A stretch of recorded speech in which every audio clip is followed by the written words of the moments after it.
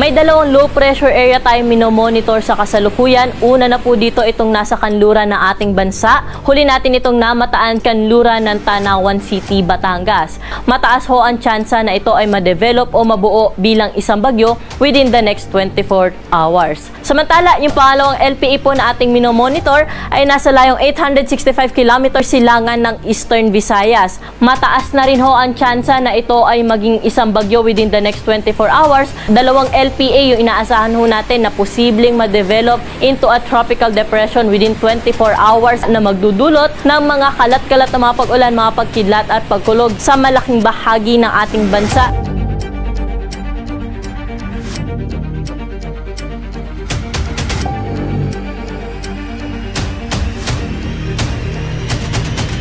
Manatiling may kaalaman at manatiling ligtas sa pamamagitan ng pagbisita sa aming YouTube channel para sa mga real-time na ulat panahon sa ating bansa. Laging tandaan, maging alerto at iba yung pag-iingat sa banta ng ulan, baha at pagguho ng lupa. Ngayon, oras na para marinig mula sa ekspertong meteorologist. Bibigyan tayo ng malalim na pagsusuri sa lagay ng panahon at ipapaliwanag ang anumang mahalagang kaganapan sa ating panahon ngayon o sa mga darating pang-araw.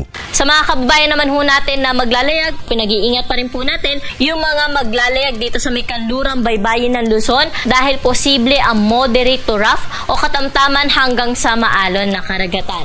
Sa mga kababayan naman ho natin sa Visayas at sa Mindanao, improving weather condition na inaasahan natin at sa umaga makakaranas na sila ng bahagyang maulap hanggang sa maulap na kalangitan, pero sa hapon hanggang sa gabi may mga isolated cases o yung mga panandaliang buwas sa mga pag-ulan pa rin ho tayo inaasahan, dala ng mga localized thunderstorm.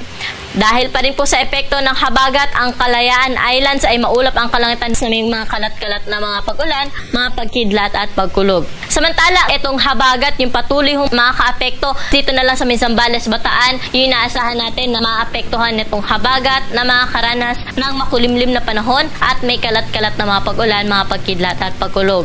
Pero dito ho sa atin sa Metro Manila, pati na rin sa ibang bahagi pa ng Luzon, fair weather condition ang umaga hanggang tanghali natin. Pero pagsapit ng hapon hanggang sa gabi, asahan na ho natin na makakaranas tayo ng mga kalat-kalat na mga pag-ulan, mga pagkidlat at pagkulog, dala ng mga localized thunderstorm. Ngayon, malalaman naman natin ang lagay ng panahon sa mga susunod o darating pang araw. Bago mo ipagpatuloy, huwag kalimutang mag-subscribe at pindutin ang notification bell para lagi kang updated sa ulat panahon sa ating bansa. Huwag mo ring kalimutang ibahagi ang video na ito para makatulong o malaman ng iba pang kababayan natin ang lagay ng panahon sa ating bansa. At para po sa ating 3-day weather outlook sa mga pangunahing syudad dito sa Metro Cebu hanggang Martes, magpapatuloy na ho yung kanilang naranasan na bahagyang maulap hanggang sa maulap na kalangitan na umaga hanggang tanghali. Hapon at gabi, mataas ang tsansa na mapulupulong panandali ang buhos ng pag-ulan. Sa may Tacloban naman hanggang Martes ay fair weather condition din of partly cloudy to cloudy. Yung inaasahan natin na kalangitan sa umaga hanggang tanghali. Hapon at gabi, mostly cloudy po ang kalangitan dyan at may mga kalat-kalat na mga pag-ulan.